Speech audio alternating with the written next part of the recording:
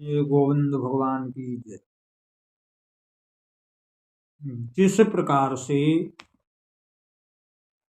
भगवान श्री कृष्ण ने अर्जुन का रथ हाँका था,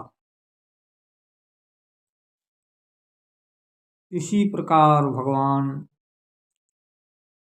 कर्ण का रथ हाँकने को भी तैयार थे। क्या हुआ, आइए समझते हैं इस प्रसंग से। जब भगवान वासुदेव शांति दूत बनके हस्तिनापुर आए, तब दुर्योधन ने उनका बड़ा अपमान किया। जब वो राजसभा छोड़कर महात्मा विदुर के यहाँ अतिथि बने, तो विदुर के यहाँ उनसे मिलने के लिए कई लोग आए। उनमें से एक कर्ण भी था जो मिलने आया। तो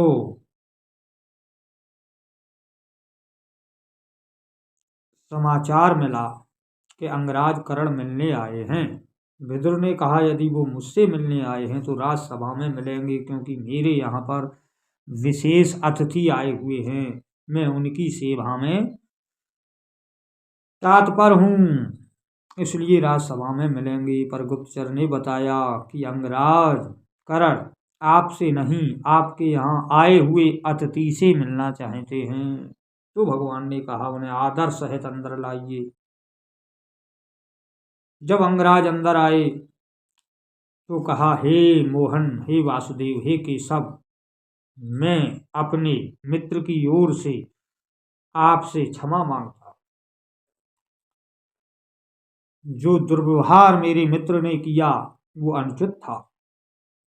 मैं उसकी भूल और उसकी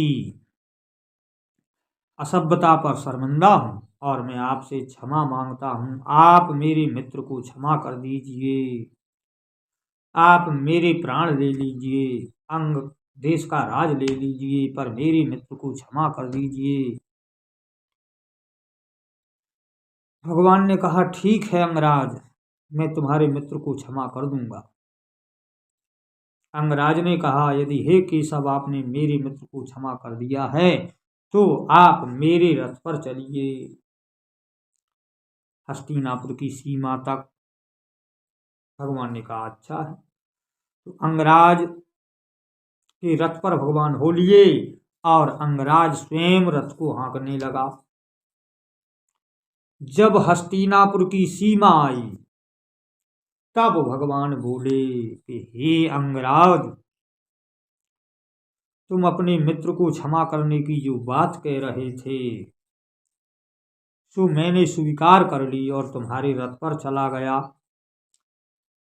पर अब मैं जो कहने जा रहा हूं उसे सुनिए और समझिए कि हे अंगराज, अब आप मेरे रथ पर आइए और मैं स्वयं रथ हाँकूंगा। तुम बैठिए, मैं तुम्हारे रथ को हाँक कर वहां ले चलूंगा जहां तुम्हारे 5 भ्राता और बैठे हैं। हे कौंते, मैं तुम्हारे रथ को उन 5 भ्राताओं के शिविर में ले चलूंगा जहां युधिष्ठिर, भीम, अर्जुन, सहदेव और नकुल हैं। तुम वास्तव में ज्येष्ठ कुंती पुत्र हो। और कहा कि हे अंगराज, वहां चलकर इस सारी पृथ्वी को जीतने की क्षमता रखने वाले तुम्हारे 5 भ्राता तुम्हारी सेवा करेंगे। भीम जैसा योद्धा तुम्हारी चरण दासियां उठाएगा। अर्जुन जैसा धनुधर तुम्हारा अंग रक्षक होगा, द्वारपाल होगा। और युधिष्ठिर जैसा सम्राट धर्मराज तुम्हारे ऊपर चब्र ढुलाएगा। सहदेव, नकुल तुम्हारी पहरेदारी करेंगे। तुम्हारे समान इस संसार में निसंदेह कोई नहीं होगा। मैं स्वयं तुम्हारा रथवाहन बनूंगा, मैं स्वयं तुम्हारा रथ हाँकूंगा। देखिए भगवान कर्ण को क्या कह रहे हैं, मैं स्वयं तुम्हारा रथ हाँकूंगा, विश्व में तुम्हारे समान कोई नहीं होगा, तुम अधर्म रूपी दुर्योधन को छोड़ दो। पर कर्ण को यह बात जमी नहीं जमी। जब कोई बात जमी नहीं तो वो व्यर्थ होती है।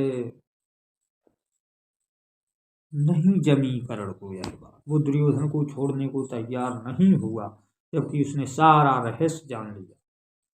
यह भी जान लिया दुर्योधन अधर्मी है, और यह भी जान लिया कि दुर्योधन मेरा चचेरा भाई है, पांडव मेरे सगे भाई हैं। फिर भी उसके बाद जमी नहीं। यह भी जान लिया कि यह सर्वेश्वर है, ईश्वर है, और ये मेरे रथ को हाँकने को तैयार हैं, पर फिर भी उसके अंदर वह बात जमी नहीं। पर यही तर्क जब भगवान ने अर्जुन से कहा कि हे पार्थ, यह तुम्हारे पितामह और यह तुम्हारे गुरु जो तुम्हें अत्यंत प्रिय हैं, इन सब का तुम्हें वध करना पड़ेगा, इन सब का वध करना पड़ेगा। तुम्हें प्रिय पितामह का त्याग करना पड़ेगा, प्रिय गुरु का त्याग करना पड़ेगा, तो मैं तुम्हारे रथ को हाँकूंगा। यह बात अर्जुन को जम गई और अर्जुन इस पर तैयार हो गया। पहले फिसला, आप सब लोग जानते हैं कि पहले अर्जुन भी फिसला, ऐसा मैं कैसे करूंगा, पर फिर उसे वह माधव की बात जम गई। वो अपने प्रिय को छोड़ने के लिए तैयार हो गया, पितामह और गुरु को। पर कर्ण को नहीं जमी। पार्थ को जम गई। पार्थ के भी अपने प्रिय थे और कर्ण को नहीं जमी।